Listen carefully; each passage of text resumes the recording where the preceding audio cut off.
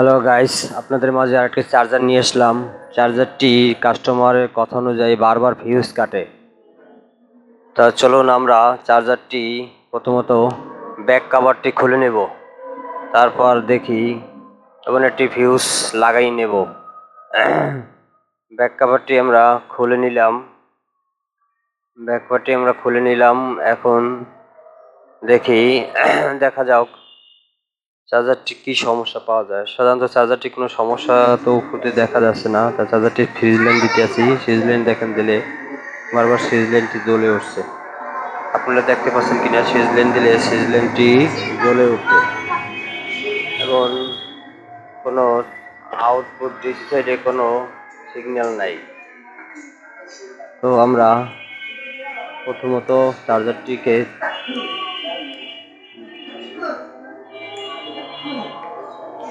তিন ধাপে আমরা চেক করবো।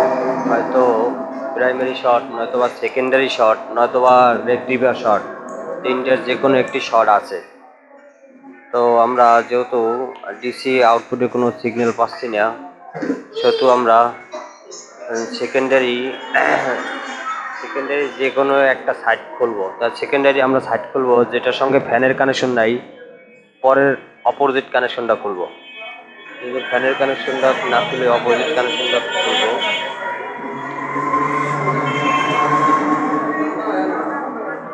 আমরা অপোজিট কানেকশনটি খুলে দেখব যে প্রাইমারি এনার্জি কয়েলে কারেন্ট নেয় কিনা। তো আমরা সেকেন্ডারির এসি সাইড খুলে ফেললাম। অন্য একটি সাইড লাগানো আছে, যেহেতু লাগাই রাখছে এই কারণে করলে ভালো হয়, না হলে খুলে সমস্যা নেই। একটি সাইড করলাম এই কারণে যে আমরা এনার্জি কয়েল যদি চালু হয় তাহলে অবশ্যই ফ্যানটি চলবে। তা চলুন আমরা লাইনটি দিয়ে দেখি। লাইনটি দিলাম, দেখুন ফ্যানটি আমাদের চলছে এবং ফ্যানটি লাইন দিলাম পর ফ্যানটি আমাদের চলে। ভিউয়ার্স, আপনারা দেখতে পাচ্ছেন কিনা, যদিও আমার সাধারণ ক্যামেরা দিয়ে ছবি তোলা, ভিডিও করা, যাই হোক।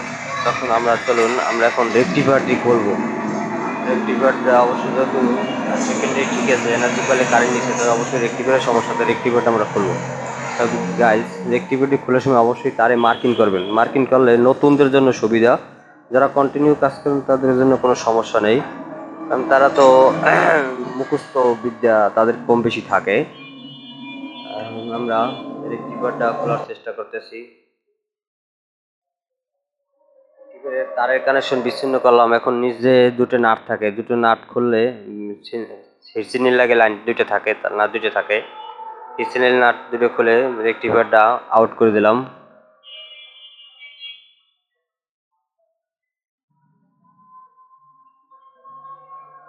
আমাদের রেক্টিফায়ার সাইডটি আউট করা হয়েছে, নাট দুটো। এখন রেক্টিফায়ারটা আমরা বাইরে নিয়ে আসলাম। কি খবর ভাই?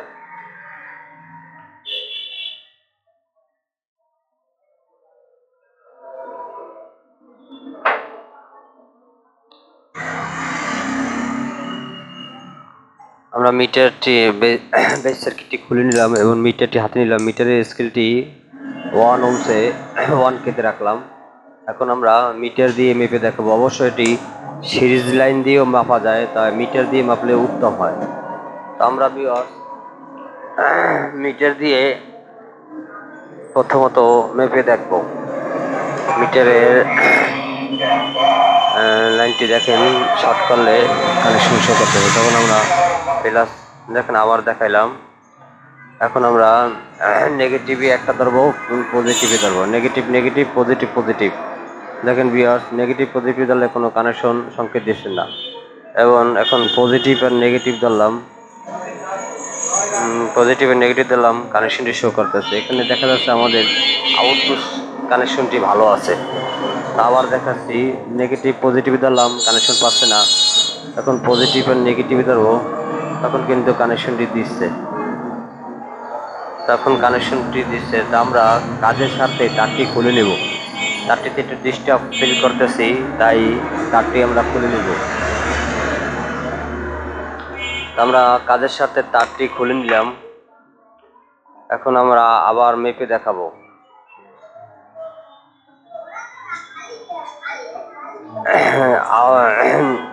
ডিসি নেগেটিভ ধরলাম, ডিসি নেগেটিভ এবং পজিটিভ ধরলাম।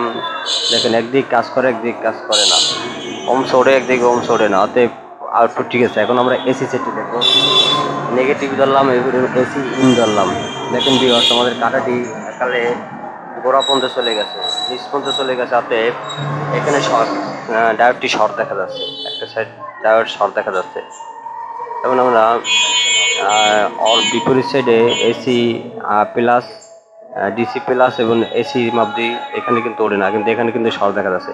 আমরা কনফার্ম হইলাম যে আমাদের রেক্টিফায়ারের দুইটি সাইড থাকে, দুইটি সাইডের একটি সাইডে শর্ট দেখা যাচ্ছে, আর একটি সাইডে দেখেন মেপে দেখতেছি সেটা কিন্তু শর্ট দেখা যাচ্ছে না। একই মাপ অন্য সাইডে দিতেছি, কিন্তু অন্য সাইডে কিন্তু মাপ শর্ট দেখা যাচ্ছে না। তো এই সাইডে যখন মাপ দিলাম তখন কিন্তু শর্ট দেখা যাচ্ছে। আমরা এখন যেহেতু রেক্টিফায়ার সার্কিটে দুইটি সার্কিট থাকে, আমরা একটি শর্ট দেখাই, ওই একটি ডায়োড করবো। দুটি ডায়োড খোলার প্রয়োজন নাই, একটি ডায়োড খুললে আমরা কনফার্ম হবো যে ডায়োডটা খুলছি ওইটার শর্ট নাকি যেটা সার্কিটে গাঁথা আছে ওইটি শর্ট। আমরা চলুন আমরা এখন এই দুইটি সাইডের একটি ডায়োড খোলার চেষ্টা করব। খোলার জন্য আমরা দুটি সেটে যে কোনো প্রথম সারটির একটি স্ক্রু খুলব। তো দেখুন ডায়োডটিও খোলা অনেক সহজ। যদি আপনার দাঁতালটি ভালো হয়, সাইড ওয়ারের দাঁতাল দিয়ে কাজ করতে পারবেন, অ্যাভেলেবেল কোনো সময় নেই। তবে বিটটি খেয়াল করবেন, বিটটি অবশ্যই যেন ভালো হয়। দাঁতালের বিটটি ভালো হলে, রাংটি ভালো হলে কাজের সুবিধাতে কাজ ভালো হয়। তো আমরা নাটটি খুলে নিলাম। নাটটা খুলে নেওয়ার পর এখন দেখেন ভিউয়ার্স, ডায়োডটি খুলতে গেলে হিটসিনটি খোলার প্রয়োজন। তো আমরা হিটসিন খুলবো না, আমরা এখানে একটা কৌশল ব্যবহার করব। আমরা কি করব দেখুন ভিউয়ার্স, এই হিটসিনটি একটু অ্যাঙ্গেল করে নেব। অ্যাঙ্গেল করে নিলে হবে কি, অ্যাঙ্গেল করে যেভাবে হোক ডায়োডটি আমরা বের করে নিব। অ্যাঙ্গেল করে নিয়ে দেখেন ভিউয়ার্স আমার অন্য সাইডে কোনো সমস্যা হইতেছে না, যদিও ওটি একটু জ্বলছে, তারপরেও আমরা এখন বিপরীত সাইডের একটি ডায়োড, সামনের ডায়োডটি যাবে, সামনের ডায়োডটি খুলতে সুবিধা আছে, সামনের ডায়োডটি খুলবো। খোলার পর বোঝা যাবে যে আমরা যে ডায়োডটি খুলেছি সেটি শর্ট নাকি ভিতরে যে আলোটি আরেকটি লাগানো আছে।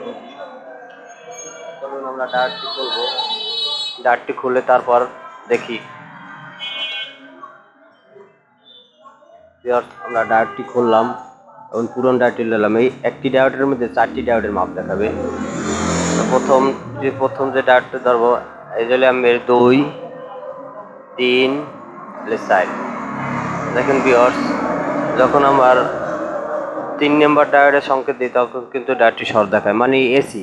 ওটা মাঝখানে দুটি হলে এসি আর বাইরের দুটি হলে ডিসি।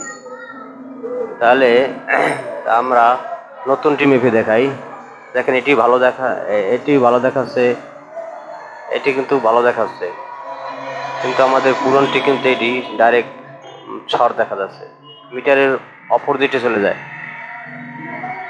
আর এটা যেহেতু মাপ ঠিক আছে, দেখছেন এসি দোনো সাইডে মেপে দেখলাম ঠিক আছে। তাহলে আমরা এখানে একটি ডায়োড দিয়ে রিপেয়ারিং করব। যেহেতু একটি ডায়োড দেওয়ার কারণ আছে, কাস্টমারের যদি আপনি কোনো পাল্টাপাল্টি করতে ঝামেলা মনে করেন, তাহলে আপনি একটা নতুন ব্রিজ সার্কিট লাগাই দিতে পারেন। তো আমরা কাস্টমার স্বার্থে একটু খরচের পরিমাণ কম নিব, এবার আমাদের একটু লাভের সংখ্যা বেশি থাকবে, তাই আমরা একটি ব্রিজ ডায়োড লাগাবো। তাই যদি আপনি ব্রিজ সার্কিটে নতুন লাগাতে যান তাহলে একটু খরচা বেশি হয়ে যায়, আপনার লাভের পরিমাণটাও কম হবে। আপনি যদি ভালো ডায়োড দিয়ে রিপেয়ারিং করতে পারেন অবশ্যই ভালো হবে, কিন্তু মার্কেটে ভেজালের অভাব নেই। ডায়োডের মধ্যে মানদণ্ড আছে ভালো মন্দ। অবশ্যই সব ডায়োডে দেখা যাচ্ছে ডায়োডের গায়ে লেখা থাকে অনেক সময় 25 এম্পিয়ার নেওয়ার ক্ষমতা, কিন্তু আসলে 25 এম্পিয়ার নিতে পারে না, 6 এম্পিয়ার নিলেই গরম হয়ে যায়। সেটা যদি ভালো এম্পিয়ার ডায়োড লাগান তা অবশ্যই আমরা 7-8 নিতে পারবেন। তাই আমরা এবার এসে 25 থেকে 20 চার্জ অ্যাভেলেবেল দিই, কিন্তু যদিও চার্জারের গায়ে লেখা থাকে 18 পর্যন্ত, তো আমরা 18 ক্রস করে দিই। খরচ করে তারপরও আবার অনেকে দেখা যায় 30ও ছাড়াই যায়। আমরা চাই ভালো একটা ডায়েট নিয়ে ডায়েটটা এখন লাগাই দেব। এতে দুটো সুবিধা, এক হলে আমার খরচের পরিমাণটা কম এবং কাস্টমার স্বার্থও কাস্টমারের বিলটাও কম হবে, আবার কাজের থেকেও কিছু অভিজ্ঞতা অর্জন করা হবে। তাহলে আমরা ডায়েটের এই পিনটি না কেটে সরাসরি বাস দিয়ে দিলাম। এখন আমরা ঝালাই কানেকশনে যাব, ঝালাই দিতে আছি। যদি আগে বললাম যে যদি তাঁতাল ভালো হয় এবং রাংটি ভালো হয়, অবশ্যই এখানে আপনি একটু রজন ব্যবহার করতে পারেন।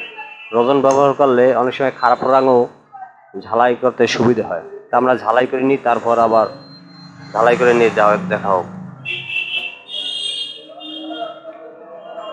আমরা এখন ঝালাই করে নিলাম। এখন আবার আমরা একটা মাপ দিয়ে দেখাবো যে আগের শর্টটি দেখা যাচ্ছে কিনা। ডিসি সাইড নেগেটিভ পজিটিভ ওঠে না, পজিটিভ নেগেটিভ দিলাম, এখন কিন্তু দেখা যাচ্ছে লাইন ওকে। এখন আমরা এসি আর এসি ওই একই মাপ ডিসি সাইড মাপ দিতেছি। এখন আমরা এসি ইন এবং আউট মাপ দিব। ডিসি এসি ইন আউট মাপ দিলাম। আমাদের লাইনটির সংকেত ভালো দেখা যাচ্ছে। অতএব আমার ব্রিজ সার্কিটটি এখন বর্তমান রেডি আছে। মাপ দিলাম এবং এখন আমরা ব্রিজ সার্কিটটি চার্জারে ফিটিং দিলাম এবং তার সংযোগ দেবো। যেহেতু আগেই বলে দিয়েছি যদি মার্কিং করা থাকে তার সংযোগ দিতে বেশি সময় লাগে না। সংযোগ দিলাম, এবার আমরা লাইনটি দিলাম। আমাদের ফ্যান সার্ভিস ওকে, লাইট সার্ভিস ওকে। তো আমাদের চার্জারটি এখন সার্ভিস দেওয়ার জন্য মোটামুটি রেডি। তারপর আমাদের কিছু চেক করতে হবে যে দেখেন আমাদের আগের যে লাইনটি সিরিজে জ্বলতো এখন কিন্তু আউটপুট শর্ট করলে জ্বলে। আগে সিরিজ লাইন কিন্তু আউটপুটে জ্বলতো না, ডাইরেক্ট জ্বলে উঠতো। দেখেন আমাদের আউটপুট ওকে আছে। এখন আমরা আরেকটি কাজ বাকি আছে, অবশ্যই সিরিজ দেখার সময় মিটারটি চেক করে দেখো মিটারটির সিগন্যাল ওঠে কিনা। এম্পিয়ার মানে ডিসি এম্পিয়ার মিটারটিতে সংকেত উঠছে কিনা। দেখেন ভিউয়ার্স একটু আপনি স্পষ্ট খেয়াল করেন, যদিও আমি একা তো তাই ভিডিও করতে একটু সমস্যা হয়। তারপর আমরা দেখাচ্ছি, দেখেন আমরা এখানে কিন্তু লাইনটা সংযোগ দিলে কাটাটি লাভ হয়। আর একটু ক্লিয়ারভাবে দেখাতে হলে ভালো হতো। তো ভিউয়ার্স আমাদের লাইনটি এখন চার্জারটি রেডি হয়ে গেছে। এখন চার্জারটি আমরা ফিটিংয়ে যাব। তো ভিউয়ার্স আপনারা একটু সাহসিকতার সাথে ধরবেন, যারা পুরান তাদের জন্য না, যারা নতুন তাদের জন্য। এবং চার্জার শর্ট দেখালে যে শর্ট তাই না, শর্টটা কিসের জন্য শর্ট সেইটা একা দেখতে হবে। আমি এরপর কয়েল সাইডে চার্জারটি রেডি হয়ে গেছে। আমার এই ভিডিওতে কোনো সমস্যা হচ্ছে কি না কমেন্ট বক্সে অবশ্যই ভালো মন্দ শেয়ার করবেন এবং কোনো কিছু বুঝতে সমস্যা হলে অবশ্যই কমেন্ট বক্সে লিখবেন।